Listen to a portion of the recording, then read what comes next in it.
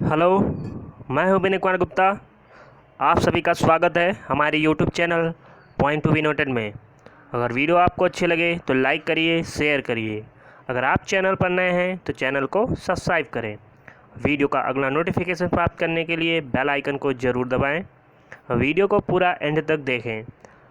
आज हम NCERT science का अध्याय 5 हम इस लेक्चर में पढ़ाएंगे। इसके पहले 4 अध्याय हो चुके हैं, तो चलिए शुरू करते हैं। 5वां अध्याय है पदार्थों का पृथक्करण। क्या है? पदार्थों का पृथक्करण। हमारे दैनिक जीवन में हम ऐसे बहुत से उदाहरण देखते हैं जिनमें हम पदार्थों के किसी मिश्रण से पदार्थों को पृथक करते हुए देखते हैं। जैसे चाय बनाते समय चाय की पत्तियों को द्रव से छलनी द्वारा पृथक किया जाता है। तो जब चाय आप बनाते हैं तो चाय जो द्रव के रूप में होता है उसको पृथक करने के लिए आप क्या यूज़ करते हैं? छलनी का यूज़ करते हैं। छलनी से क्या होता है, जो चाय की पत्तियां होती हैं वो पृथक हो जाती हैं और चाय जो द्रव के रूप में होता है वो अलग हो जाता है। किसके उपयोग से? छलनी के उपयोग से। तो आज हम इस चैप्टर में जो है इसी चीज़ों के बारे में अध्ययन करेंगे कि पृथक्करण कैसे होता है और कितने प्रकार के होते हैं। आप फिगर में देख रहे होंगे जो है आना जा रहा है छलनी से चाय पत्ती को पृथक करके और चाय को अलग किया जा रहा है। फसल कटाई के पश्चात अनाज को भूसे से पृथक करते हैं। तो जब भी फसल की कटाई होती है उसके बाद अनाज को किससे पृथक किया जाता है? भूसे से। मतलब भूसे को अलग किया जाता है और अनाज को अलग किया जाता है। तो आगे अभी बताएंगे कि कैसे जो है इन सब चीज़ों को पृथक किया जाता है। मक्खन को पृथक करने के लिए दूध या दही को क्या करते हैं? मंथन किया जाता है। मक्खन निकालने के लिए, दूध से मक्खन निकालने के लिए क्या किया जाता है? मंथन किया जाता है। मथनी जिसको बोलते हैं, मथनी के उपयोग से किया जाता है मंथन। जैसा कि हमने अध्याय 3 में क्या सीखा था कि रेशों से बीज किस प्रकार पृथक किए जाते हैं, और ये सब प्रक्रिया क्या कहलाती है? ओटना कहा जाता था। जब हम अध्याय 3 में पढ़े थे कि रेशों से किस प्रकार जो है बीजों को पृथक करते हैं, तो उसमें हम कपास को क्या करते हैं? ओटते हैं। ओटने से क्या होता है? रेशों से बीज अलग हो जाता है, उसी को कहते हैं ओटना। कदाचित आपने नमकीन, दलिया या पोहा खाया होगा। यदि आपने या पाया होगा कि इसमें मिर्च है तो आप क्या करते हैं? खाने से पहले मिर्च को सावधानीपूर्वक निकाल देते हैं। तो इसी प्रकार जो है ये एक छोटा सा उदाहरण था कि किस प्रकार जो है हम जो ऐसे अवयव मिश्रण में होते हैं जिनका उपयोग हमारे लिए नहीं होता है, तो हम क्या करते हैं? उस चीज़ को उस मिश्रण से अलग कर देते हैं। आगे देखते हैं कौन कौन सी विधि है पृथक्करण की। आप फिगर में देख रहे हैं इसमें किस प्रकार मंथन किया जा रहा है दूध का, जिससे मक्खन निकाला जा सके।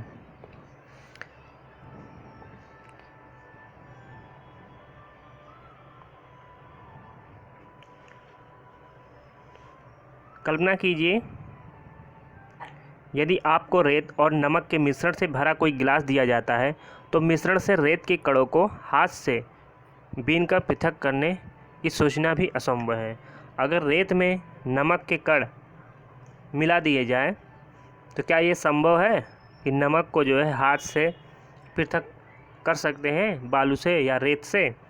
असंभव है उस चीज़ को करना कि रेत में जो नमक मिला हुआ है, नमक के जो कण है उसको रेत से अलग करना बहुत ही असंभव काम है।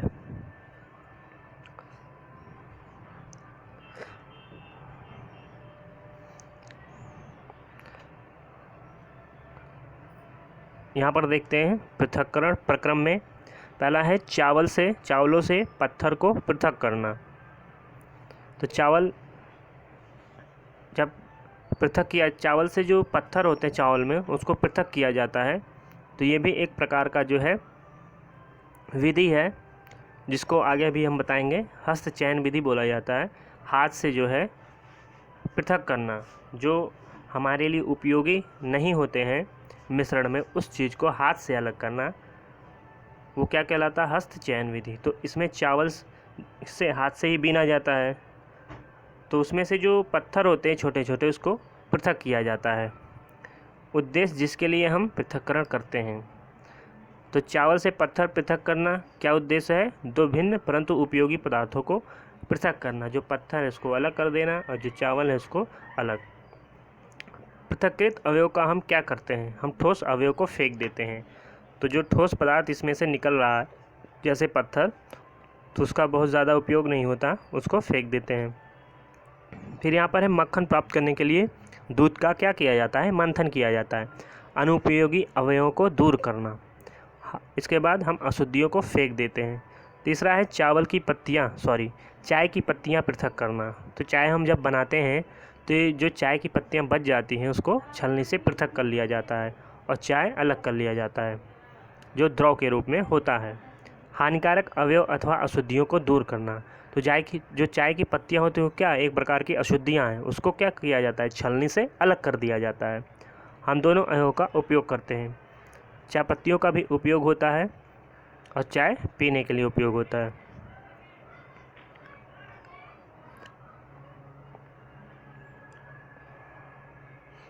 हम देखते हैं कि किसी पदार्थ का उपयोग करने से पहले हमें उसमें मिश्रित हानिकारक तथा अनुपयोगी पदार्थों को पृथक करने की आवश्यकता होती है। तो कोई भी मिश्रण हो, उसमें से जो हानिकारक होगा और हमारे लिए उपयोगी नहीं होगा, मतलब अनुपयोगी होगा पदार्थ, तो उसको पृथक करने की आवश्यकता होती है। कभी कभी हम उपयोगी पदार्थों को भी पृथक करते हैं, जिनकी हमें अलग से उपयोग करने की आवश्यकता होती है। तो ये भी ऐसा होता है कि हमें उसमें से ऐसे पदार्थ को अलग करना होता है जो हमें उपयोगी होता है, बाद में हम उसका उपयोग कर सकते हैं। पृथक किए जाने वाले पदार्थों के कणों के भिन्न हो सकते हैं। ये पदार्थ की 3 अवस्थाओं जैसे ठोस, द्रव और गैस कोई भी हो सकती हैं। इसीलिए हम किन्हीं पदार्थों के ऐसे मिश्रण का पृथक्करण कैसे करते हैं जिनके गुणधर्मों में अत्यधिक भिन्नता होती है। तो मिश्रण में क्या है, मिश्रण जो है कई प्रकार के हो सकते हैं। उसमें जो अशुद्धियाँ होती हैं वो ठोस, द्रव, गैस, इनमें से कोई भी हो सकता है। तो इनके जो गुण होते हैं उसके आधार पर, इनके गुण धर्मों के आधार पर जो है पृथक्करण करना आसान हो जाता है, यदि हम उन अशुद्धियों के गुणों के बारे में अगर जानते हैं। अब पृथक्करण की विधियों पर आते हैं। अब हम पदार्थों के पृथक्करण की कुछ साधारण विधियों का उल्लेख करेंगे। इनमें से कई विधियों का उपयोग आपने अपने दैनिक क्रियाकलापों में किया होगा। चलिए देखते हैं। इसमें पहला है हस्त चयन। क्या है? हस्त चयन विधि। पृथक्करण की पहली विधि यहाँ पर दिया गया है, हस्त चयन। यहाँ पर लिखा है कि दुकान से खरीदे गए अनाज का एक पैकेट कक्षा में लाइए। आप अनाज को कागज़ की शीट पर फैलाइए। क्या आप कागज़ पर एक ही प्रकार के अन्य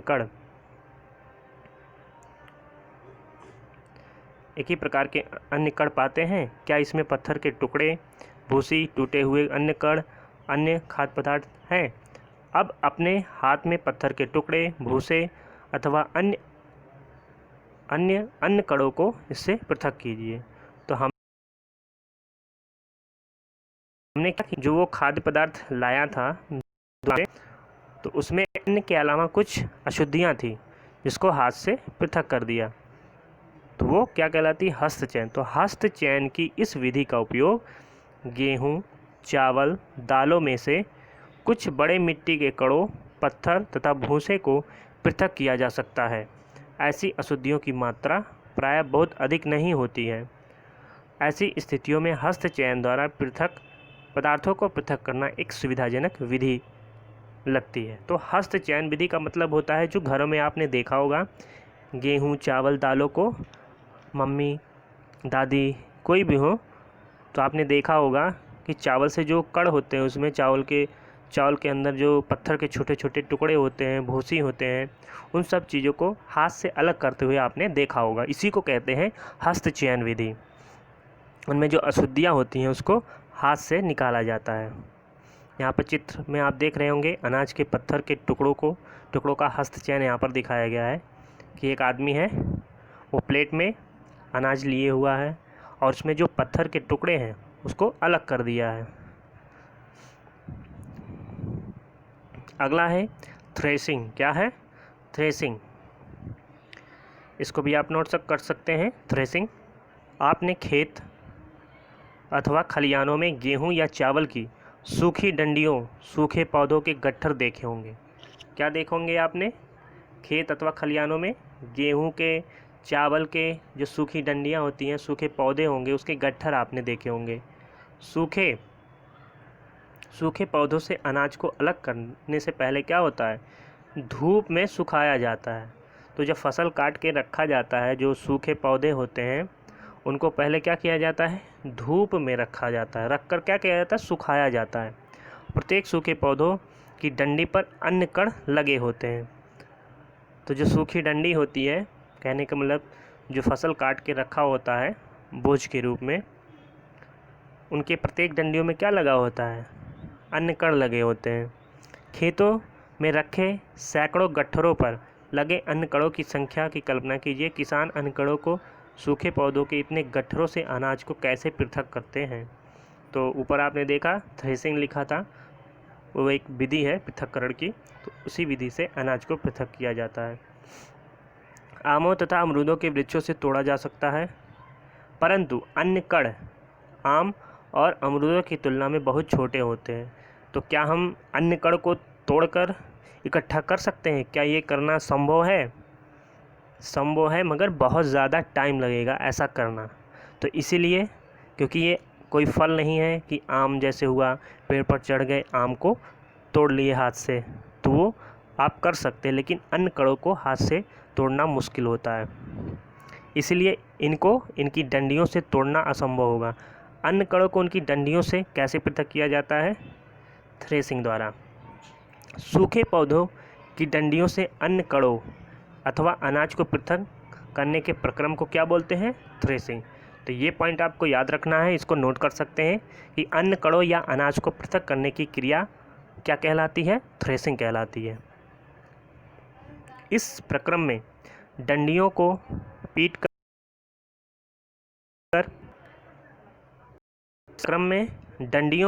कर अन्य कणों को पृथक किया जाता है।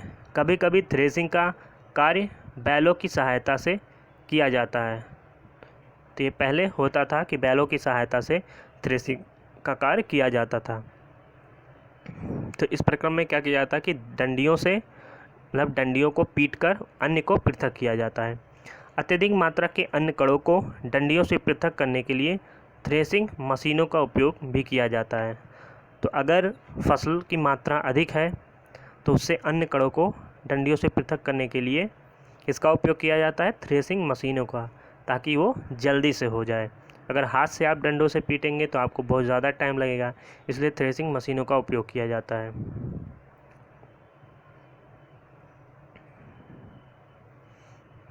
अगला है, आप यहाँ पर देख रहे होंगे कि व्यक्ति जो है यहाँ पर फसल को हाथ में लिया है और एक पत्थर की जो है प्लेट है उस पर पटक रहा है। पटकने से क्या है, जो अन्य के कण है वो बाहर निकल जा रहे हैं। तो ये एक प्रकार की थ्रेसिंग है जो हाथ से किया जा रहा है। लेकिन यही जब बहुत ज़्यादा मात्रा फसलों की हो जाती है तो थ्रेसिंग मशीन के द्वारा ये किया जाता है, लेकिन प्रक्रिया थ्रेसिंग ही बोली जाती है। उसको आप नोट कर सकते हैं। अगला है निष्पावन विधि। क्या है? पृथक्करण की अगली विधि निष्पावन विधि। सूखे रेत तथा लकड़ी के बुरादे अथवा सूखी पत्तियों के पाउडर का एक मिश्रण बनाइए। इस मिश्रण को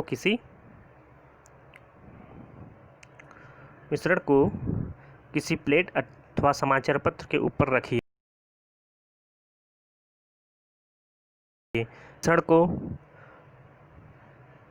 मिश्रण को ध्यान से देखिए। क्या आप दोनों अवयव को आसानी से पृथक कर सकते हैं? क्या दोनों अवयव के कणों को आमाप समान है? क्या हस्तचयन द्वारा इन अवयवों को पृथक करना संभव है? बिल्कुल नहीं।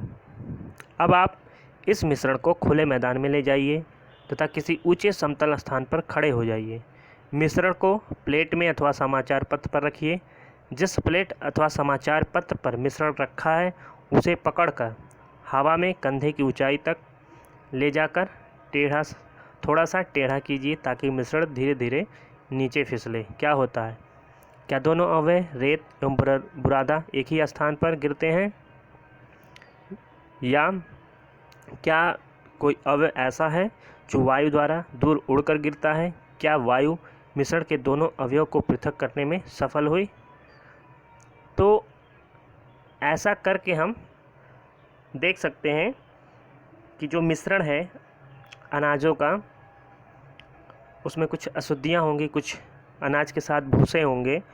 उसको अगर हम किसी ऊंचे स्थान पर खड़े होकर नीचे की तरफ टेढ़ा करके थोड़ा गिराएंगे तो क्या होगा कि जो भूसा जो हल्का होता है वो हवा के साथ दूर चला जाता है, लेकिन जो अनाज होते हैं वो थोड़ा भारी होते हैं भूसे की अपेक्षा। तो जो भारी होता है अनाज वो सीधे नीचे गिर जाता है और जो भूसे हल्के होते हैं वो बाहर निकल जाते हैं। तो इस प्रकार की जो प्रक्रिया अपनाई जाती है पृथक्करण की वो क्या कहलाती है? निष्पावन। क्या कहलाती है? निष्पावन। ये एग्ज़ाम में पूछा जा चुका है। किसी मिश्रण के अवयव को इस प्रकार पृथक करने की विधि क्या कहलाती है? निष्पावन। मतलब वायु द्वारा जो है मिश्रण से जो भारी एवं हल्के अवयव हो उसको पृथक करने की प्रक्रिया क्या कहलाती है? निष्पावन विधि। निष्पावन का उपयोग पवनों अथवा वायु के झोंकों द्वारा मिश्रण से भारी एवं हल्के अवयव को पृथक करने में किया जाता है। तो हमने यही बताया कि निष्पावन में क्या किया जाता है? मिश्रण से जो हल्के और भारी अवयव होते हैं उसको पवन या वायु के झोंकों द्वारा पृथक किया जाता है। तो वायु के साथ कौन जाता है? जो हल्के पदार्थ होते हैं वो वायु के साथ बाहर निकल जाते हैं और जो भारी होते हैं वो सीधे नीचे चले जाते हैं और उसको इकट्ठा कर लिया जाता है जो अनाज के रूप में होते हैं। साधारणतः किसान इस विधि का उपयोग हल्के भूसे को भारी अन्य कणों से पृथक करने के लिए करते हैं। तो ये है निष्पावन विधि। इसको आप नोट कर सकते हैं। यहाँ पर देख रहे हैं आप फिगर में कि एक स्त्री है, सूप ली हुई है हाथ में और सूप में जो है अनाज जो मिश्रण के रूप में है रखा हुआ है, उसमें भूसे भी हैं, कई सारी अशुद्धियाँ हैं। तो जब वो नीचे गिराती है तो क्या होता है? हवा के माध्यम से जो भूसे होते हैं वो उड़ के बाहर चले जा रहे हैं और जो भारी पदार्थ हैं जैसे अनाज हुए जिसको हमें अलग करना था वो सब इकट्ठा हो जा रहे हैं यहाँ पर। तो ये कौन सी विधि है? निष्पावन विधि।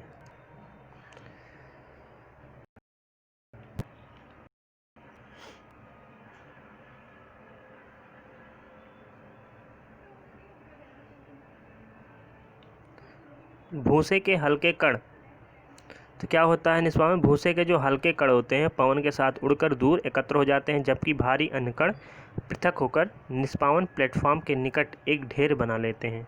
अलग हुए भूसे को पशुओं के चारे सहित अन्य कई प्रयोजनों में प्रयोग किया जा सकता है। तो भूसे का उपयोग किस में होता है?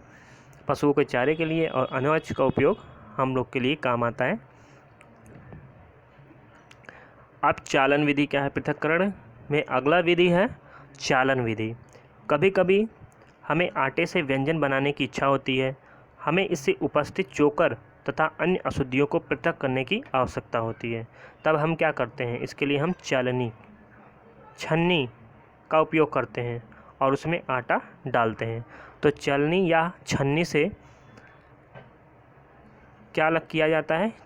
आटे से चोकर को अलग किया जाता है। तो आटे से चोकर अलग करने के लिए किसका उपयोग किया जाता है? चालनी या छन्नी का उपयोग किया जाता है। ये एक प्रकार की जो है चालन विधि है। आप देख सकते हैं फिगर में, आपने खुद भी किया होगा और घरों में जो खबर करते हुए।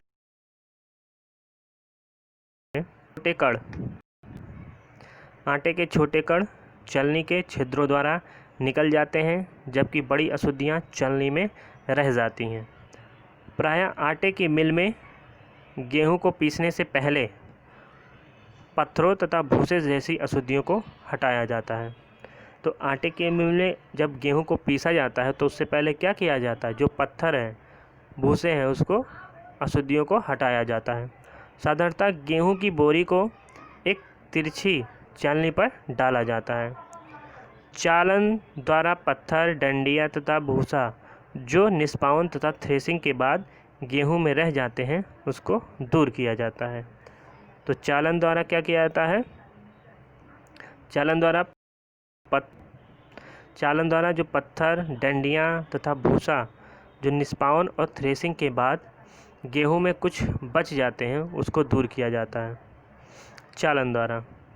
आपने इसी प्रकार के बड़े बड़े चालनों में को भवन निर्माण वाले स्थानों पर रेत से कंकड़ तथा पत्थर पृथक करने के लिए उपयोग लाते हुए देखा होगा।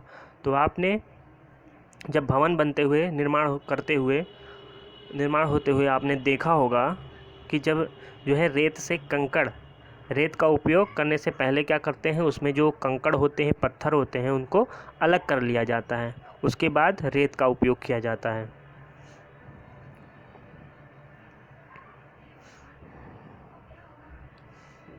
तो यहाँ पर फिगर आप देख रहे हैं, यहाँ पर किस प्रकार चालन द्वारा कंकड़ तथा पत्थरों को पृथक किया जा रहा है। एक बड़ा सा यहाँ पर छन्नी है, छन्नी में जो है रेत डाला जा रहा है और रेत में जो बड़े कण हैं वहाँ पर इकट्ठे हो जा रहे हैं और जो महीन कण होते हैं वो बालू के वो नीचे इकट्ठे हो जा रहे हैं, जिसका उपयोग जो है भवन बनाने में किया जाता है। इन कंकड़ों का भी उपयोग होता है, उसको अलग कर लिया जाता है।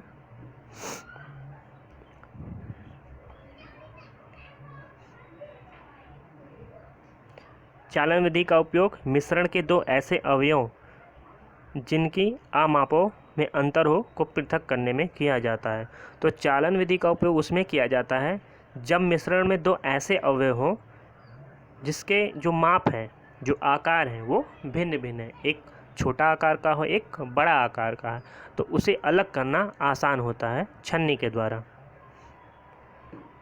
अब एक ही माप के अगर मिश्रण में अवयव होंगे तब उसको अलग करना चालन विधि जो है उससे करना सही नहीं होता है। मतलब अगर एक ही माप के उसमें कण होंगे तो उसे चालन विधि से पृथक करना आसान नहीं होगा। अब अगला है अवसादन, निस्तारण तथा निस्यंदन। ये तीनों विधि मिलके पृथक्करण विधि को अंजाम देते हैं। तो कभी कभी मिश्रण के अवयवों को निष्पावन अथवा हस्तचयन द्वारा पृथक करना संभव नहीं होता।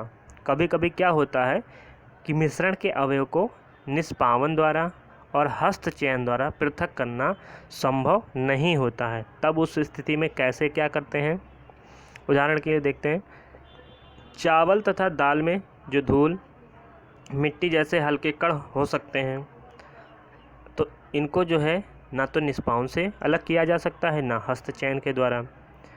चावल तथा दालों को पकाने से पहले इस प्रकार की अशुद्धियों को कैसे पृथक करते हैं। तो प्रायः पकाने से पहले चावल या दालों को जल से धोया जाता है। अब चावल या दालों को जल से धोते हैं तो क्यों धोते हैं, क्योंकि चावल और दाल में क्या होता है, चिपकी हुई अशुद्धियाँ होती हैं। जब आप चावल या दाल में जल डालते हैं तब उन पर चिपकी हुई जो अशुद्धियाँ होती हैं, जैसे धूल के कण होते हैं, वो पृथक हो जाते हैं। कैसे, जल के साथ, जल में घुल के वो निकल जाते हैं। ये अशुद्धियाँ जल में चली जाती हैं। तो ये हमने बताया कि जब चावल या दाल को आप धोते हैं पकाने से पहले, तो उसमें जो मिट्टी होती हैं, जो अशुद्धियाँ होती हैं उसमें लगी हुई होती हैं, वो जल के साथ क्या होती हैं, मिल जाती हैं और जल के साथ मिलके वो बाहर निकल जाती हैं।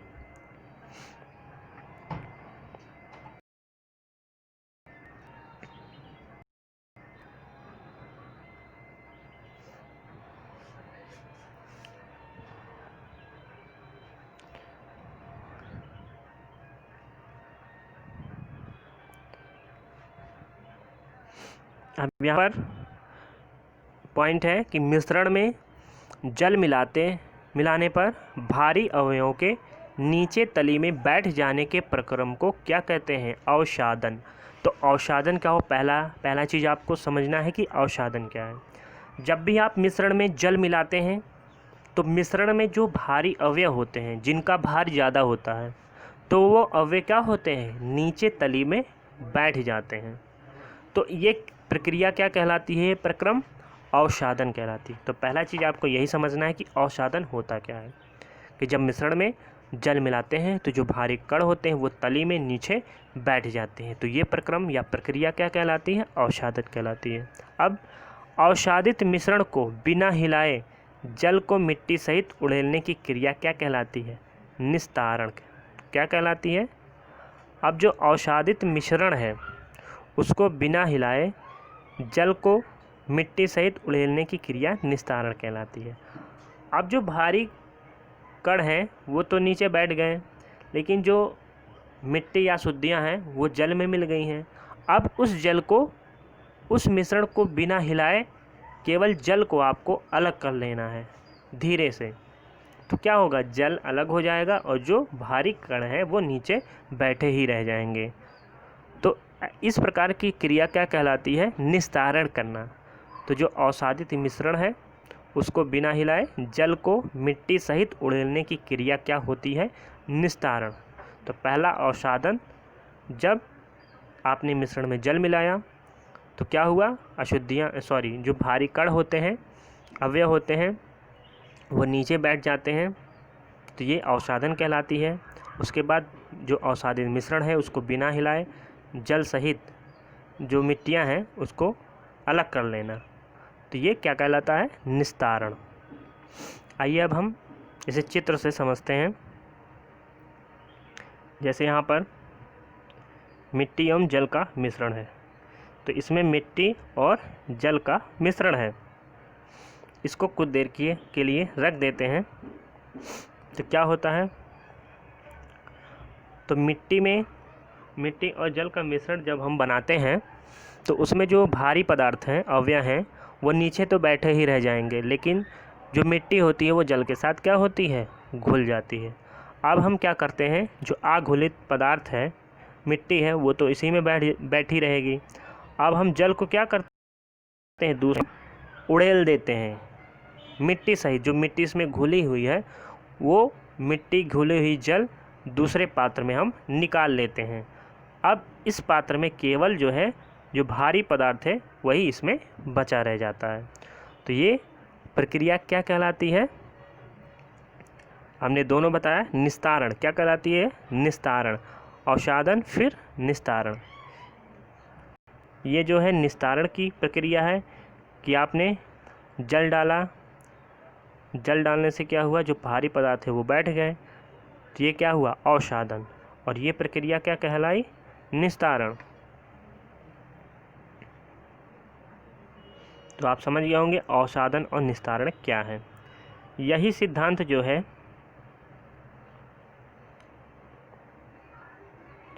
ऐसे द्रवों के मिश्रण को पृथक करने में भी उपयोग में लाया जाता है जो आपस में मिश्रित नहीं होते। तो ये प्रक्रिया उनके लिए उपयोगी है जब मिश्रित पदार्थ ऐसे हों जो एक दूसरे में मिले नहीं, मतलब मिश्रित ना हो, अलग अलग हो। उदाहरण के लिए तेल तथा जल को उनके मिश्रण से इस विधि द्वारा पृथक किया जा सकता है। यदि द्रव के ऐसे मिश्रणों को कुछ समय के लिए रखा रहने दिया जाए तो वे दो पृथक पृथक परतों में बंट जाते हैं। तो अगर हम ऐसे मिश्रण की बात करें जैसे जिसमें दो द्रव जो है मिश्रित हैं, द्रव में आप एक ले सकते हैं कि एक तेल हो और एक जल है। तो तेल और जल का मिश्रण को आप कुछ समय के लिए एक पात्र में रख देते हैं। तो रखने से क्या होता है? कुछ समय बाद तेल की जो है एक अलग परत बन जाती है और जल की एक अलग परत बन जाती है। अगर तेल का घनत्व ज़्यादा होगा जल से तो तेल नीचे होगा और जल ऊपर होगा। अगर जल का घनत्व ज़्यादा होगा तेल से तो जल नीचे होगा और तेल ऊपर होगा। इतना आपको समझना है। यदि द्रव कि ऐसे मिश्रण को कुछ समय के लिए रखा रहने दिया जाए तो क्या होता है, एक अलग अलग परत में बँट जाते हैं दोनों, और इसके बाद अवयव ऊपरी परत बनाता है। जो अवयव ऊपरी परत बनाता है उसे निस्तारण द्वारा पृथक कर सकते हैं। तो हमने बताया निस्तारण में क्या होता है, जल को अलग करना उस अवयव से। जो भारी पदार्थ था तो वो नीचे था, उसको जो है उस मिश्रण को बिना हिलाए जो ऊपर वाला परत है या ऊपर वाला जो अवयव है उसको धीरे धीरे अलग कर लेना, दूसरे बर्तन में उड़ेल लेना। वो क्या प्रक्रिया है, निस्तारण की प्रक्रिया है। आइए फिर से ठोस और द्रव के किसी मिश्रण पर विचार करें। चाय तैयार करने के बाद आप चाय की पत्तियां पृथक करने के लिए क्या करते हैं? अक्सर आप छलनी या छन्नी का उपयोग करते हैं।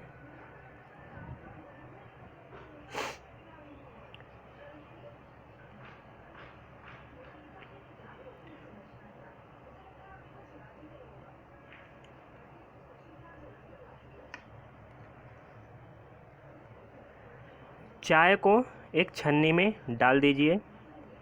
क्या चाय की सारी पत्तियां छन्नी में रह जाती हैं? इस प्रक्रम को निस्यंदन या फिल्टर करना कहते हैं। अब सोचिए, तैयार चाय से चाय की पत्तियां पृथक करने में निस्तारण और निस्यंदन में से कौन सी विधि अच्छी है? आइए अब हम अपने उपयोग में आने वाले जल के उदाहरण पर विचार करते हैं। क्या हम सभी को हर समय पीने के लिए सुरक्षित जल मिलता है? कभी कभी नलों में गंदला जल प्राप्त होता है। तालाबों और नदियों में एकत्रित किया गया जल भी पंकिल मतलब गंदा हो सकता है, विशेषकर बरसात के बाद।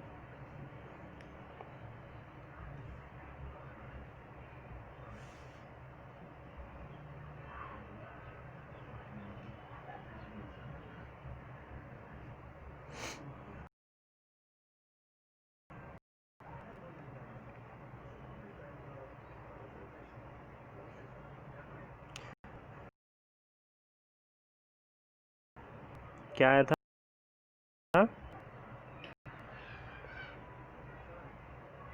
आया था निस्यंदन। निस्यंदन का मतलब होता है फिल्टर करना। अगर आप कोई पेपर या कोई ऐसा चीज़ उपयोग कर रहे हैं जो अगर जल है, जल को फ़िल्टर करना है, जल में जो अशुद्धियां हैं तो फ़िल्टर से हो के उसको हम उड़ेलते हैं। तो फ़िल्टर के द्वारा जो है, जो उसमें अशुद्धियां होती हैं, कुछ कण होते हैं, वो उसको अलग कर देता है। तो वो प्रक्रिया क्या कहलाती है? निस्यंदन। यही चाय के साथ होता है। अगर चाय को छन्नी के साथ उड़ेलते हैं तो उसमें जो चाय की पत्तियां होती हैं वो छन्नी पर इकट्ठा हो जाती हैं और चाय अलग हो जाता है। तो ये प्रक्रम जो है क्या कहलाती है? निस्यंदन, फिल्टर करना। अगर हम जो छन्नी होती है वो और मतलब पतला लेंगे और महीन मतलब होता है कि उसके जो छिद्र होते हैं वो और छोटे छोटे छिद्र हों उस छन्नी में, तो फिल्टरेशन जो होगा, निस्यंदन जो होगा वो और अच्छे तरीके से होगा। तो सिंपल सा आपको समझना है, निस्यंदन का मतलब होता है फ़िल्टर करना।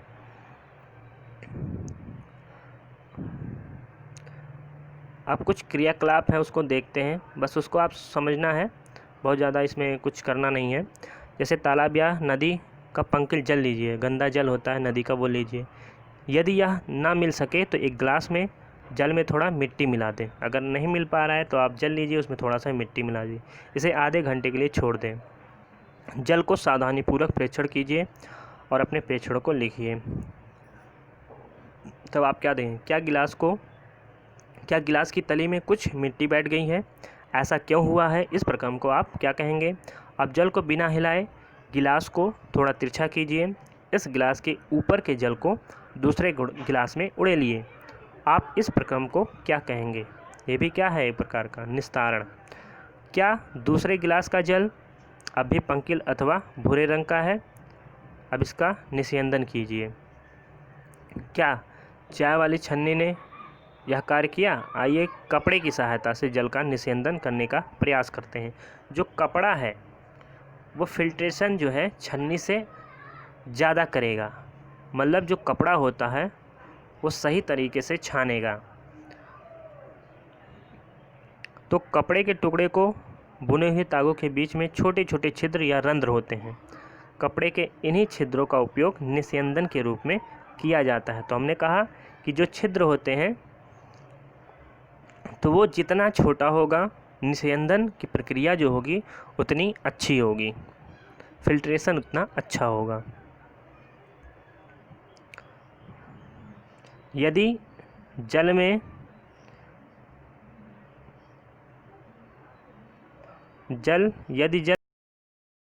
अभी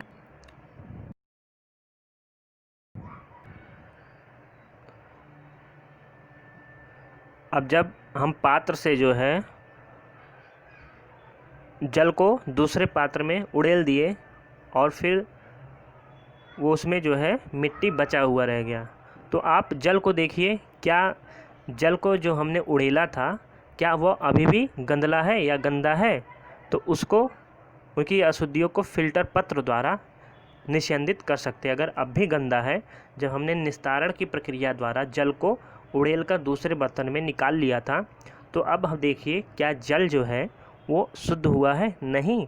अगर नहीं हुआ है तो आपको क्या का फ़िल्टर पेपर, जिसको फ़िल्टर पत्र बोलते हैं, उसका उपयोग, जो यहाँ पर कपड़ा लिया गया है वो भी एक प्रकार का फ़िल्टर पत्र बोल सकते हैं, तो उससे आपको अलग करना है, शुद्धियों को कर सकते हैं, जिसमें और भी छोटे रंध्र हो सकते हैं। फ़िल्टर पत्र एक ऐसा निस्यंदन होता है जिसमें अत्यंत सूक्ष्म छिद्र होते हैं। फ़िल्टर पत्र के उपयोग से संबंधित विभिन्न चरण दर्शाए गए हैं।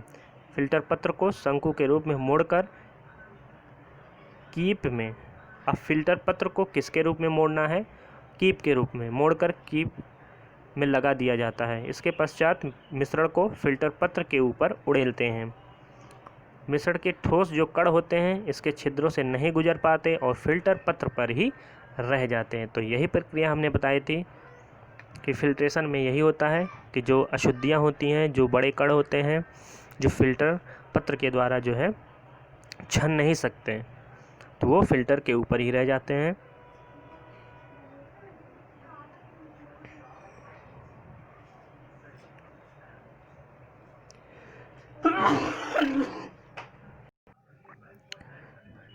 सॉरी, थोड़ा तबीयत ख़राब है तो उसके लिए माफ़ी चाहेंगे। तो फिल्ट्रेशन में आप देख रहे हैं यहाँ पर जो फ़िल्टर पेपर है लिया, जो है कीप बनाया गया है। इस तरह आप देख रहे हैं शंकुआकार, शंकु के आकार का कोन है, उसको आप ऐसे बनाएंगे। फिर इसके बाद यहाँ पर देख रहे हैं आपको कैसे रखना है। तो यहाँ पर रख कर इसमें गंदला जो जल है जिसमें अशुद्धियाँ मिली हुई हैं उसको इसमें डालना है। डालने के बाद यहाँ पर नीचे आप एक पात्र रख देंगे जिससे जो है छन कर शुद्ध जल इसमें गिरता रहे और अशुद्धियाँ फिल्टर के ऊपर इकट्ठा होती रहें। तो किस प्रकार फिल्ट्रेशन करना है आप समझ गए होंगे। तो यही होता है निस्यंदन। क्या कहलाता है? निस्यंदन या फिल्ट्रेशन या फिल्टर करना।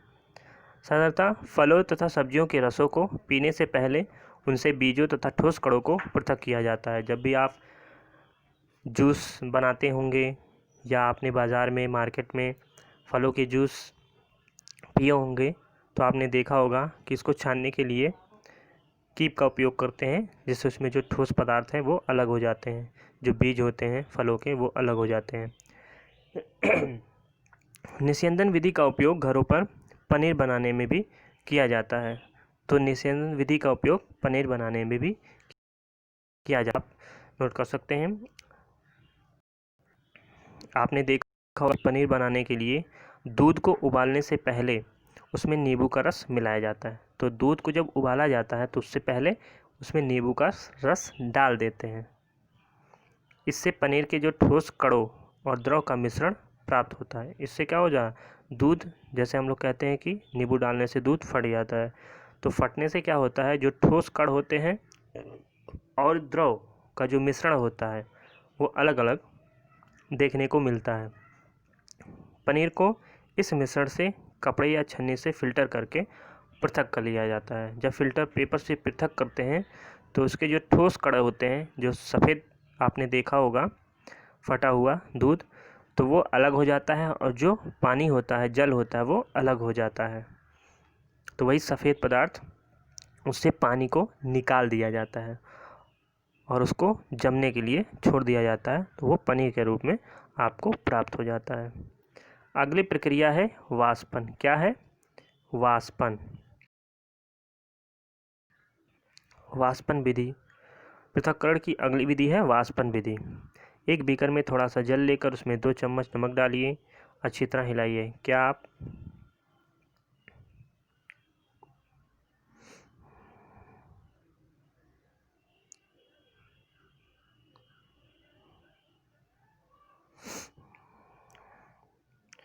यहाँ पर आप देख रहे होंगे नमक युक्त जल है, जल से रखा हुआ बीकर है, उसमें नमक मिला हुआ है और उसको गर्म किया जा रहा है।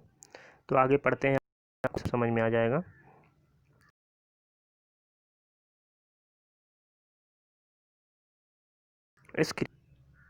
इस क्रियाकलाप में हमने मिश्रण से जल तथा नमक को पृथक करने के लिए वाष्पन की प्रक्रिया का प्रयोग किया गया है। जल को उसके वाष्प में परिवर्तित करने की प्रक्रिया क्या कहलाती है? वाष्पन। तो जल को गर्म करते हैं तो वाष्प बनकर ऊपर उड़ जाती है, तो जल को उसके वाष्प में परिवर्तन करने की प्रक्रिया क्या कहलाती है? वाष्पन कहलाती है। जहाँ पर जल होता है, वाष्पन की प्रक्रिया निरंतर होती रहती है। तो जल होगा तो वाष्पन की प्रक्रिया होगी अगर उसे हम गर्म करेंगे। अब आप सोचिए कि नमक कहाँ से आता है? तो ये समुद्र के जल में अत्यधिक मात्रा में लवण मिश्रित होते हैं। इन्हीं लवणों में से एक लवण साधारण नमक है।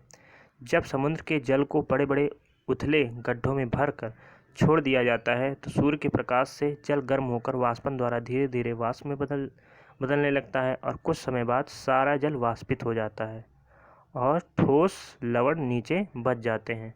तत्पश्चात इन लवणों के मिश्रण को शोधन करके साधारण नमक प्राप्त किया जाता है। तो इस प्रकार वाष्पन का उपयोग करके हम नमक प्राप्त कर सकते हैं।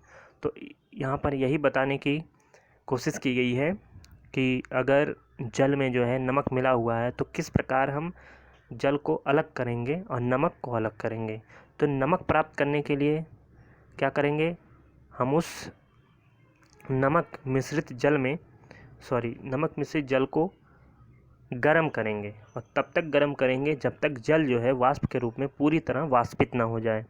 जब वो जल पूरी तरह वाष्पित हो जाएगी तो जो नमक उसमें होगा ठोस रूप में उस पात्र में मिल जाएगा और जल वाष्प होकर उड़ जाएगी। तो ये वाष्पन प्रक्रिया द्वारा नमक हम प्राप्त कर सकते हैं। यहाँ पर आप देख रहे हैं कि पृथक्करण की एक से अधिक विधियों का उपयोग हमने पदार्थों को पृथक करने की कुछ विधियों के बारे में अध्ययन किया है। प्रायः किसी मिश्रण में उपस्थित विभिन्न अवयवों को पृथक करने में केवल एक विधि का उपयोग पर्याप्त नहीं होता। ऐसी स्थिति में हमें एक से अधिक विधियों का उपयोग करने की आवश्यकता होती है। अब किस प्रकार समुद्र जल से नमक प्राप्त किया जाता है। ये जो गड्ढा है, गड्ढे में जो है समुद्र के जल को रखा गया है। उसके बाद ये सूर्य के प्रकाश द्वारा वाष्पित हो जाते हैं जल, और गड्ढों में जो है नमक, जो लवण बोला जाता है, वो सब इकट्ठा हो जाता है। उसको शोधन प्रक्रिया द्वारा नमक को प्राप्त कर लिया जाता है।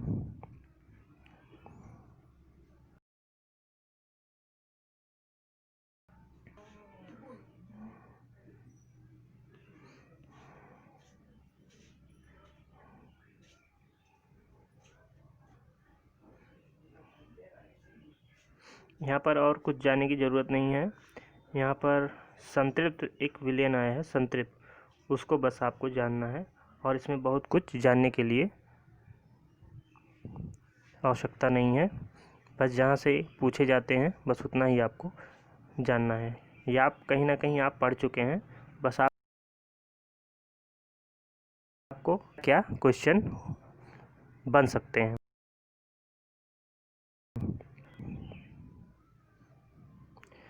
कुछ चम्मच भर नमक मिलाने के बाद क्या आप यह पाते हैं कि कुछ आंवले नमक बच जाता है और बीकर की तली में बैठ जाता है? यदि हाँ, तो इसका अर्थ यह हुआ कि आप इस जल में अधिक नमक नहीं घोल सकता। यह विलियम संदर्भ, मतलब आपको हम समझा रहे हैं कि जैसे जल है, आप जल लीजिए, जल में जो है आप जल लीजिए, जल में जो है आप नमक डालिए, नमक डालते रहिए नमक आप डालते रहिए, जब तक नमक घुल रहा है आप डालते रहिए। तो लेकिन एक ऐसा समय आता है जब आप नमक डालते हैं तो वो नमक घुलता नहीं है, वो तली में जो है वो बैठ जाता है। तो ये अवस्था क्या कहलाती है? संतृप्त विलयन की अवस्था। मतलब अब इसमें जो है आप नमक नहीं घोल सकते, इससे ज़्यादा जितना आप जल में नमक घोल सकते थे आपने घोल चुके हैं, अब उससे ज़्यादा नमक घोला नहीं जा सकता। तो ये जो विलयन बना वो क्या कहलाता है? संतृप्त विलयन। तो आप समझ गए होंगे संतृप्त विलयन क्या है। चाहे नमक हो या जब भी आप, तो तब तक घुलता है जब तक जल के कणों के बीच में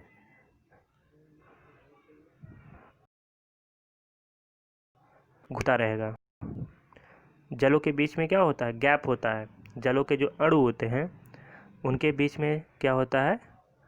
जगह होती है। तो उन जगहों को घेरने के लिए नमक या चीनी तब तक घुलते रहते हैं जब तक जगह जो है घेर ना लिया जाए। एक स्थिति ऐसी आती है कि वो जो विलयन है उसमें और पदार्थ नहीं घोला जा सकता है। तो वो स्थिति क्या कहलाती है? वो विलयन क्या कहलाती है? संतृप्त विलयन। तो ये आप देख रहे हैं ग्लास में जल लिया है, उसको चम्मच से जो है घोला जा रहा है। तब तक घोला जा रहा है जब तक घुल रहा है। जब नहीं घुलेगा, घुलना बंद हो जाएगा, तो वो विलयन क्या कहलाएगा? संतृप्त विलयन। बस इतने इम्पॉर्टेंट पॉइंट थे इस चैप्टर में, बस आपको उतना ही जानना था। कुछ सारांश है चैप्टर का, उसको देखते हैं।